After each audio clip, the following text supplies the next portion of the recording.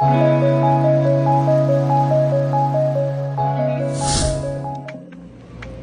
guys, what's up? It's Nick with Nick's Aquatics, and today on Tips and Guides we're going to be talking about cycling an aquarium. So the very first time I went to go set up an aquarium years and years ago, I bought all the equipment, put it in place, and I was like, awesome, let's throw some fish in it. That is not the case. We need to cycle the aquarium.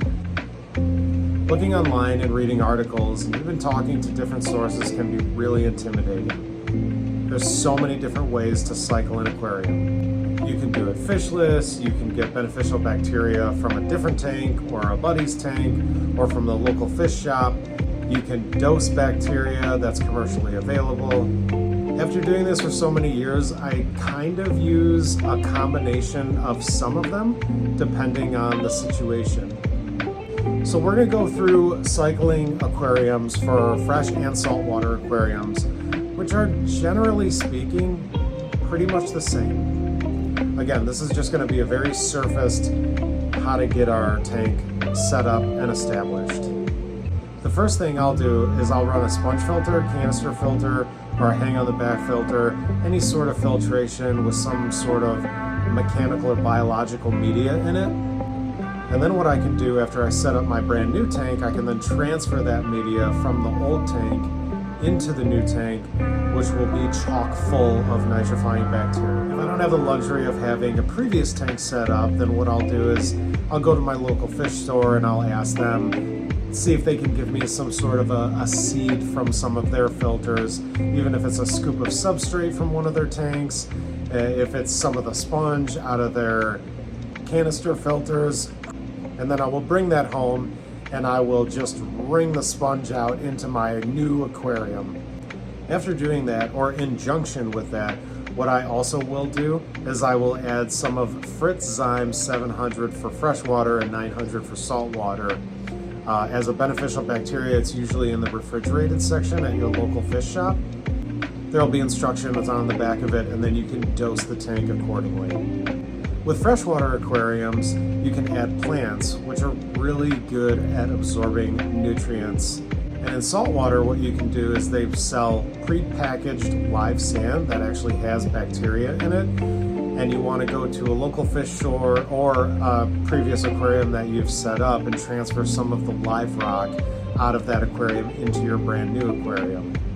You want to go to a local fish shop and you want to actually purchase wet rock that is existing in an aquarium. So why do I have to do all of this, and why are there so many steps in order just to get to adding my very first fish to an aquarium? When you initially set up an aquarium, whether it's fresh or saltwater, there's nothing in it. No ammonia, no nitrite, no nitrate.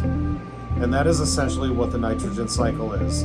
When you put fish in, they eat food, food breaks down, or food is consumed by them, and they poop it out, and that it converts into ammonia, which is very harmful to fish.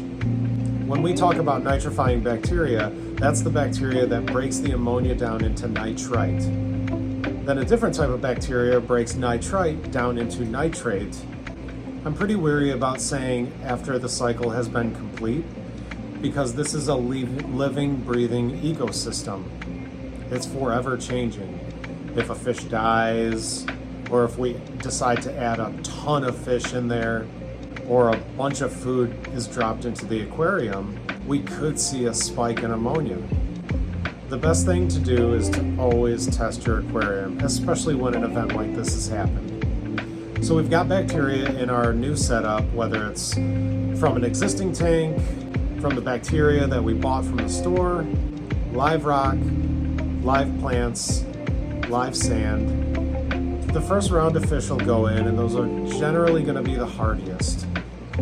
Typically for saltwater, I like to do either damsels or clownfish, and for freshwater, there's a ton of different types. There's different types of tetras, serpate tetras, persilla tetras, different types of rasboras, brilliant rasboras, zebra danios are really good hardy fish to start in a freshwater aquarium.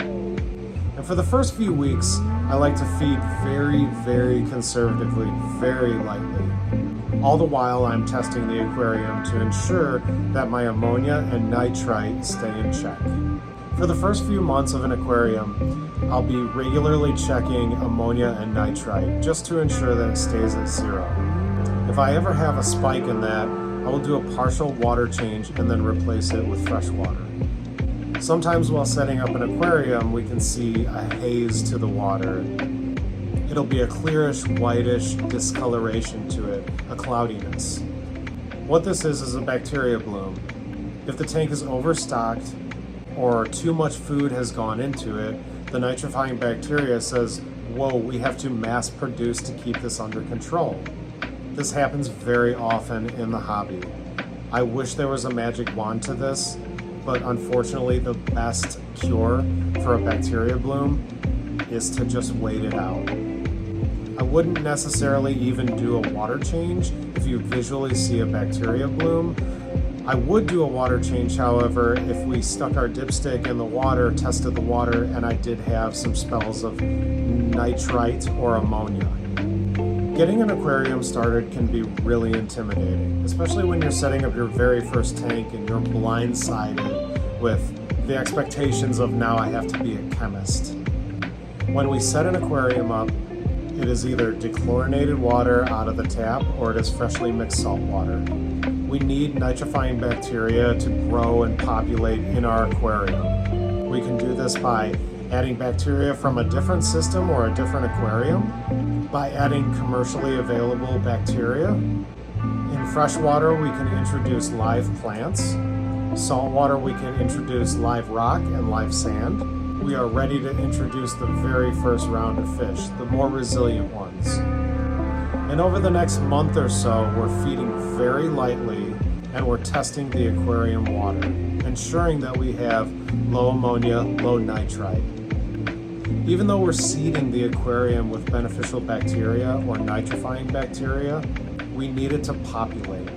After about a month or so of feeding very lightly with our first round of resilient fish, we can then add another round of maybe the lesser of resilient fish.